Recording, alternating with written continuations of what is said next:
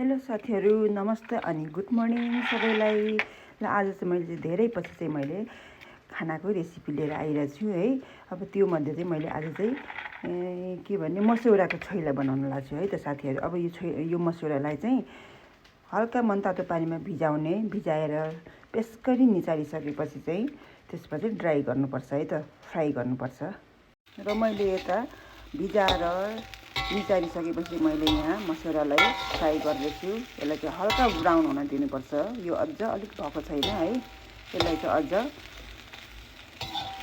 Fry गरेर brown बनायो भने एकदमै राम्रो देखिन्छ। त्यस्तै मैले छोइलाको पेस्टको लागि चाहिँ मैले 2टा गोलभेडा उसिनेर राखिसकेको छु। त्यसपछि मैले यहाँ भुटेको टिमुर पिस्न लाग्छु। यो छोइलाको लागि चाहिँ टिमुर चाहिँ असाध्यै इम्पोर्टेन्ट चिज है त साथीहरू। त्यसपछि मैले यहाँ अदुवा लसुन त्यसपछि मैले यो 3टा डल्ले खोर्सानी हाल्दैछु। त्यसपछि मैले नुन हालेपछि म यसलाई पिस्छु है त।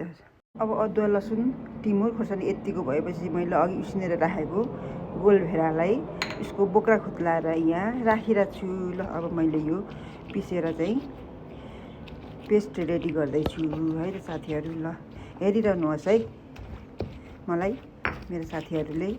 त्यसपछि मैले यहाँ प्याज र हरियो लसुन काटेर चाहिँ मैले यहाँ मिक्स गरिसकेको छु। अनि अब मैले अघि कुटेर राखेको अदुवा लसुन गोलभेडा र रातो खोर्सानीको पेस्ट चाहिँ मैले यहाँ मिक्स गर्दैछु है त साथीहरू। आज चाहिँ यस्तो मिठो हुन्छ यो भटमासको मस्यौराको छोइला है त साथीहरू। ल कसलाई मनपर्छ मेरो यो रेसिपी हेरेर बनाएर खानु होला है साथीहरू। त्यसपछि तोरीको तेलमा चाहिँ छोइला झान्नलाई चाहिँ तोरीको तेल तताएर मेथी हाल्ने। अब यो मेथी ब्राउन भएपछि चाहिँ अब मेथी यत्तिको डढेपछि चाहिँ त्यसपछि बेसार हाल्ने। बेसार हालिसकेपछि चाहिँ एकछिन गरेपछि यहाँ यसलाई यसरी झानिदिने। अब सबै मिक्स गरिसकेपछि चाहिँ यसरी अब मजाले हातले मिक्स गर्ने है त। ल आज त साह्रै मिठो हुन्छ जस्तो छ है। लु अब मैले सबै मिक्स गरिसकेँ है। यस्तो भयो, हेर्दै कस्तो खाउँ जस्तो भयो। त्यसपछि माथिबाट सरर झरियो धनियाँले गार्निसिङ गरिदिने। त्यसपछि यस्तो भयो। ल यस्तो खाउँ जस्तो भयो है त। ल को साथीहरूलाई मनपर्छ यसको रेसिपी मस्यौराको छोइला बनाएर खानु होला है त यसरी नै।